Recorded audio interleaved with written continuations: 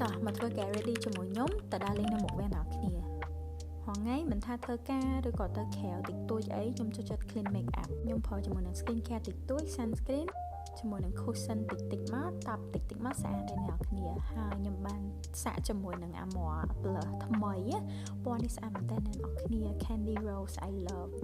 ហើយ make up ខ្ញុំតែប៉ុណ្្នឹងឯងអ្នកគ្នាថែម cream តិចមក cream ផលឡើងអស់មកoutfit ដែលខ្ញុំរើសចេញខាងថ្ងៃហ្នឹងគឺខ្ញុំចង់ពាក់បែបធម្មតាសាមញ្ញអាចដៃទូជាមួយនឹងខោខ្លី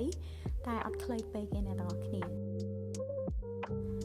finally ខ្ញុំក៏មកដល់មុខវាំងហើយ fresh មែនតើខ្ញុំមករៀងថ្ងៃដែរប្រហែលជាខ្ទង់ម៉ោង3ម៉ោង4ហើយសាប៊ូអីលក់មែនតើអ្នកទាំងអស់គ្នារបស់ញ៉ាំមានច្រើនណាស់សំខាន់មានប្រភេទរបស់ខ្ជូតគេលក់តាមផ្លូវទៀតនិយាយទៅខ្ញុំមានអារម្មណ៍ថាដូចដើរលេងចំណតអ៊ំទុកចឹងណាអ្នកទាំងអស់គ្នាហើយបើសិនជាអ្នកគ្នាចង់មកអីអ្នកនេះកុំភ្លេចមកសៅរ៍អាទិត្យបើសិនជាអត់ដឹងទៅណាខ្ញុំនិយាយមែនណានំបញ្ចុកមកជួននេះគឺឆ្ងាញ់ទាំងអស់ I love ហើយ I feel relax មែនតើអ្នកទាំងអស់គ្នាបើសិនជាចង់ relax ដើរលេងដូចបនអ៊ំទុកអីអញ្ចឹងណាអ្នកទាំងអស់គ្នាអាចសាកមកបានពេលល្ងាចទៀតកាន់តែស្អាត